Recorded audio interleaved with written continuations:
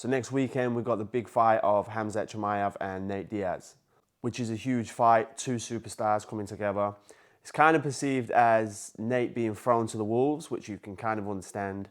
Khamzat being such a dominating force that's kind of coming through on a big hype, being thrown to somebody who is kind of on the back end of their career on the way out.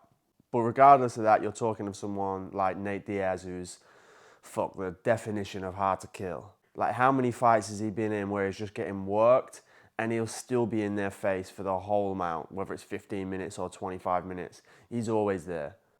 And he's risen to occasions before. Like, how many people see him beating Conor McGregor the first time round? Nobody. Everyone just thought Conor was going to walk through him, and he came out and he shook the world up, you know? So he's never really someone you can count out, especially with that durability. So then if you look at other factors such as their weight, Chimaev is obviously the bigger guy. Like, he's fought up at 185 and is still big up there. Whereas Nate Diaz has had a bit of a longer career at 155, and you can kind of see him just going to 170, so he doesn't have to deal with any cut or anything. He's not necessarily a huge 170er, you know. But saying that, Gilbert Burns has fought at 155, and he didn't look too out of place against Chimaev. He was definitely the bigger guy, but didn't look too crazy.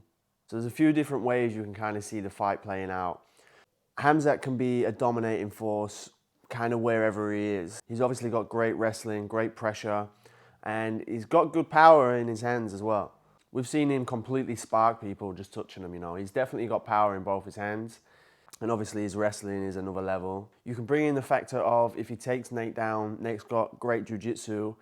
But man, so's Gilbert Burns. Gilbert Burns is one of the best jiu-jitsu guys in MMA, you know. And he couldn't really pose too much of a threat to Chimaev when they were on the ground. So you can kind of see a difference between pure jiu-jitsu and MMA jiu-jitsu. It's a lot harder for someone like Gilbert to get any work going when Chimaev is just able to rain down shots. So it'd be interesting to see if Nate can do anything off his back, jiu-jitsu wise, if he gets taken down.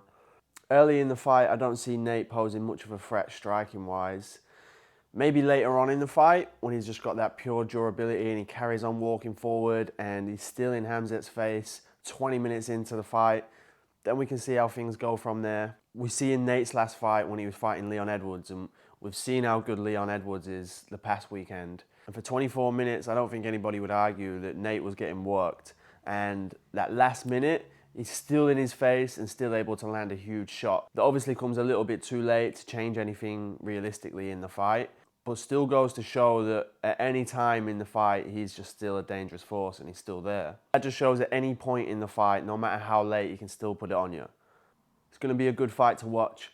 I can't see it going any other way than Khamzat kind of dominating the fight, but Nate Diaz has shocked the world before, you know, so he's definitely not someone you can count out ever.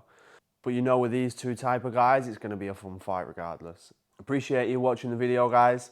If you like the video, be sure to subscribe and like. It helps me a lot. If you're interested in learning more striking, I have a striking academy over at benwallis.co.uk. It costs you as little as £1.50 a week. The third of a price of what a coffee will cost you nowadays, for hundreds of videos of striking breakdowns, techniques, and loads of other stuff like that. So thanks for watching. Appreciate it.